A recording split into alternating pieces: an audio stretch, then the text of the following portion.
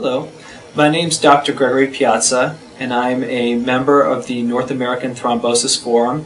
I sit on the board of directors and I'm the educational chair, and I'll be providing some highlights from our 2013 Thrombosis Summit.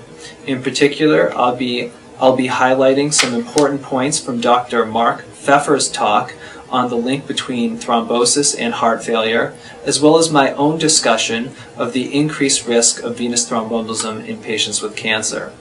All of these full talks are available on our website, www.natfonline.org. So this is one of the most important slides from Dr. Pfeffer's talk. It helps us to understand the different pathophysiologic mechanisms that lead to the increased risk of thrombosis and heart failure. Dr. Pfeffer very carefully shows us the three parts of Virchows Triad, which are known to increase thrombosis. Those are abnormal blood flow or stasis, abnormal blood constituents or hypercoagulability, and then endothelial injury or abnormalities of the vessel wall. We know in heart failure there's decreased cardiac output and increased central venous pressures that leads to decreased transit of the blood pool and a tendency towards thrombosis.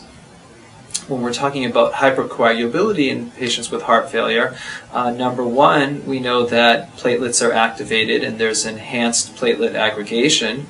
And number two, there's increased concentration and activity of many important clotting factors that lead to this prothrombotic state. Finally, endothelial injury plays an important role in the tendency towards thrombosis in heart failure. Because of increased inflammation, which includes both inflammatory cells and then important inflammatory proteins, there's a tendency towards increased inflammation and then injury of the endothelium of the blood vessel wall, and this contributes to further prothrombotic state. When you combine all three factors, including the stasis and the hypercoagulability, with an area of endothelial injury, that's when we can see patients are set up for either a stroke, venous thromboembolism, or another acute coronary syndrome. So this slide's important because it demonstrates, based on very early data, what we now observe clinically every day, which is the increased risk of thrombosis as left ventricular function decreases. We can see here in these data from Dr. Pfeffer that decreases in left ventricular ejection fraction from greater than 35 to 29 to 35 to less than 28 are associated with increasing levels of a tendency towards stroke, which is a very important sequela of heart failure. These data come from the SCUD-HEF trial, which was another study that demonstrated the increased risk of thromboembolism in patients with heart failure. Again, we see a similar trend to what we saw in that earlier work by Dr. Pfeffer, in that the risk for thrombosis, which in this study included pulmonary embolism as well as systemic embolism and stroke, increases as the left ventricular ejection fraction decreases. And it's likely that this is a combination of factors including decreasing cardiac output, increased inflammation that leads to endothelial injury, and enhanced coagulation, all contributing to this increased risk for thrombosis. So over the course of this talk, so far Dr. Pfeffer has really underscored the importance of recognizing heart failure as a very vulnerable population of patients when it comes to the risk of thromboembolism.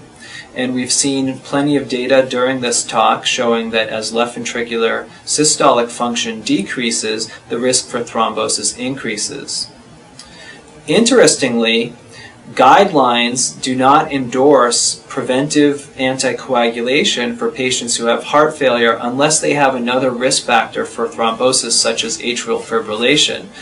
So here is an area where we have data that shows increased risk for venous thromboembolism, stroke, and acute coronary syndrome in patients with heart failure, and yet the guidelines don't endorse preventive measures such as anticoagulation unless there's atrial fibrillation. And so this is really an area that's ripe for clinical investigation to see if we can identify heart failure patients that may benefit from prophylactic anticoagulation even when they don't have atrial fibrillation. So in this slide, I try to emphasize the importance of recognizing cancer patients as a growing community of patients at risk for venous thromboembolism. When we look at venous thromboembolism incidence, we see that cancer patients who develop DVT or pulmonary embolism are growing at a rapid rate compared with patients who don't have cancer but do have venous thromboembolism. That rate has actually remained relatively stable. And here we recognize an important triad that leads to venous thromboembolism in the setting of cancer.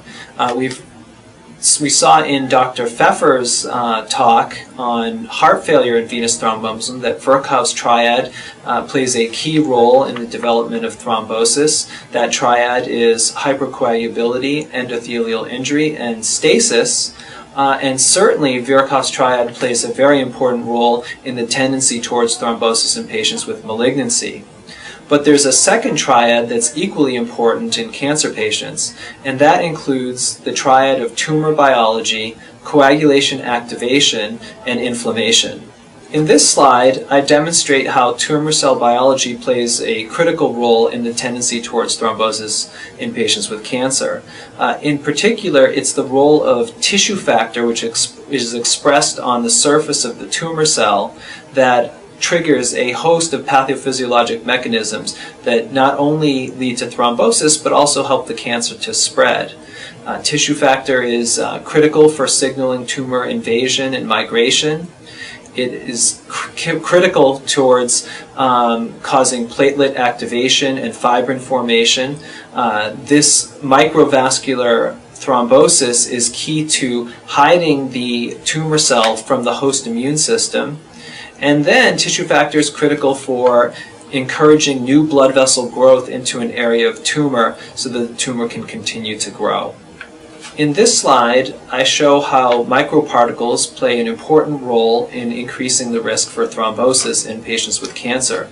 Microparticles are small particles that are shed from tumor cells as well as other cells in the body in response to the tumor that lead to thrombosis.